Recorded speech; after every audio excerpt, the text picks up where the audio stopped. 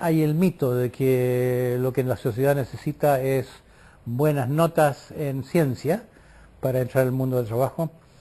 Hace poco oí observar, alguien me llamó la atención que Cuba tiene es mucho más éxito en la educación cubana que en norteamericana, y no tiene nada que ver con ese planteamiento. Simplemente las personas son eh,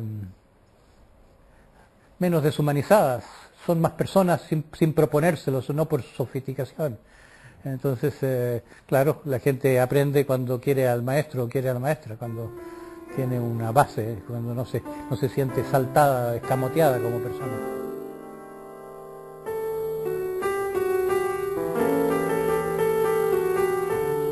Yo creo que las preguntas son la traducción intelectual de un malestar que no es de origen intelectual, es un malestar debido a que estamos siendo castrados por la sociedad. Es decir, distamos muchos de ser personas que se desarrollan completamente o que se desarrollan armoniosamente.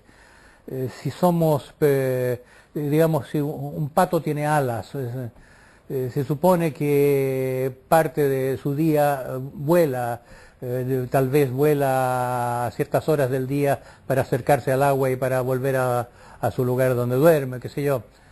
Es como si un pato se lo cría cortándole las alas, no se va a sentir muy bien. Si pudiera hablar, diría que siente que le falta algo, diría que tiene una angustia existencial, y tal vez traduciría eso en preguntas, haciéndose preguntas religiosas o preguntas metafísicas, qué sé yo, que no tienen mucho que ver con la causa real, que es que se le cortaron las alas.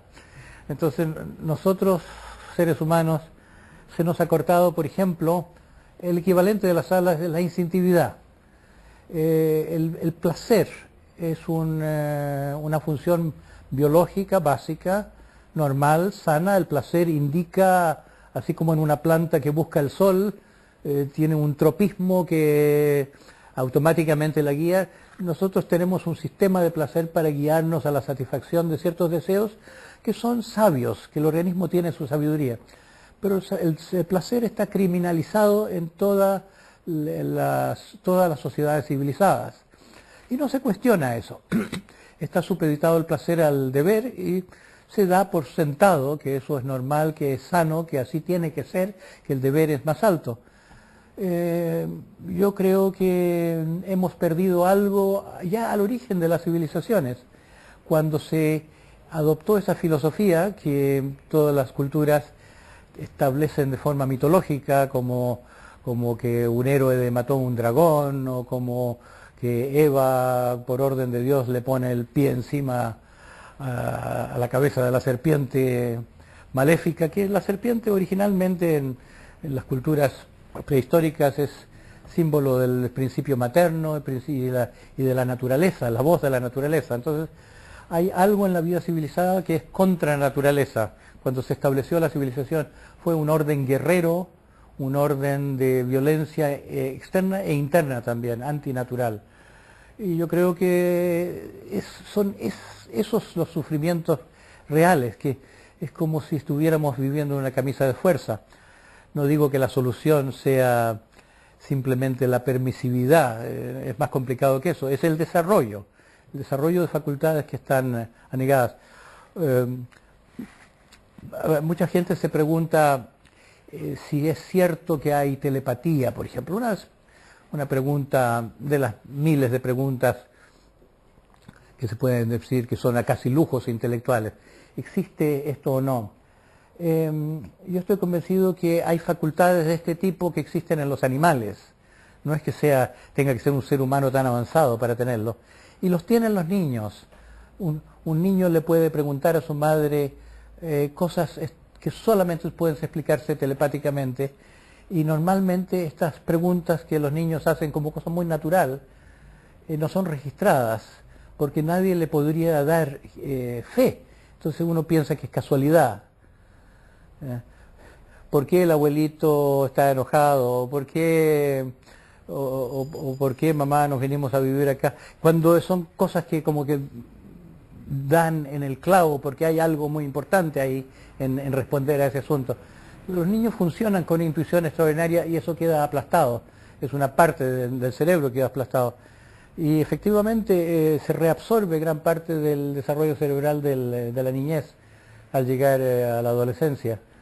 Y coincide, esto lo ha comentado, bueno, lo han comentado varios americanos últimamente, coincide con que muchos adolescentes sienten, o en la pubertad, o que es como si se avecina algo muy grande, y después parece que fuera un aborto, que no ocurrió. Como que el desarrollo normal del sistema nervioso, no digo de la mente, tuviera un destino, o tuviera un potencial que por causa de la vida que hacemos, desde que el mundo es mundo prácticamente, queda detenido. Entonces, yo diría que, como Freud ya lo planteaba hace mucho tiempo, la civilización es portadora de una enfermedad.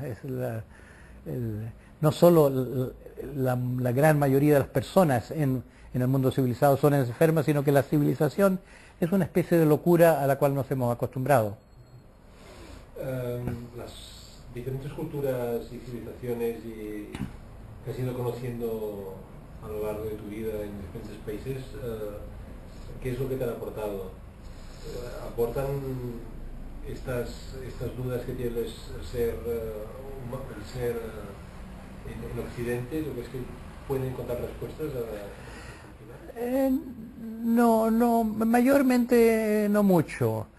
O por lo menos yo no tengo mucha experiencia en culturas de las que se llama primitivas, que son las que son civilizadas en el sentido que a nosotros nos falta. Por ejemplo, la Constitución americana fue inspirada porque los padres de la patria, los gente como Benjamin Franklin o Jefferson, tuvieron mucho contacto con los indios, con los, ¿cómo se llamaban? En este momento no recuerdo la tribu.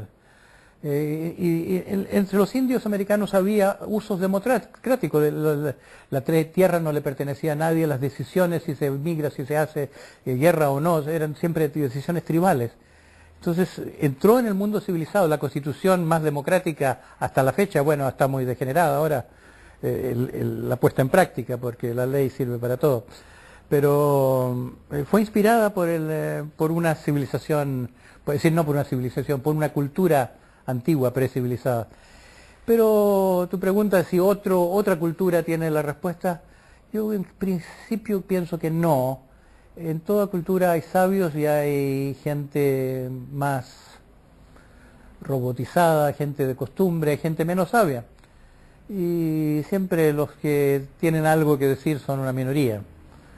Había un antropólogo alemán, Reichel Dolmatov, que vivió en Colombia y estudió unos indios que se llamaban los de Sana y él llamó mucho la atención a eso. Él se encontró ciertos informantes que eran hombres sabios dentro de la cultura y las cosas que él consiguió describir acerca del simbolismo de la tribu, de las ceremonias de iniciación y de muchos usos, son cosas que la mayor parte de los indios no sabía. O sea, la cultura en sí no es sabia, pero arrastra algo que tiene una sabiduría que muy pocos son los que conocen. El eneagrama no es invento mío, es parte de una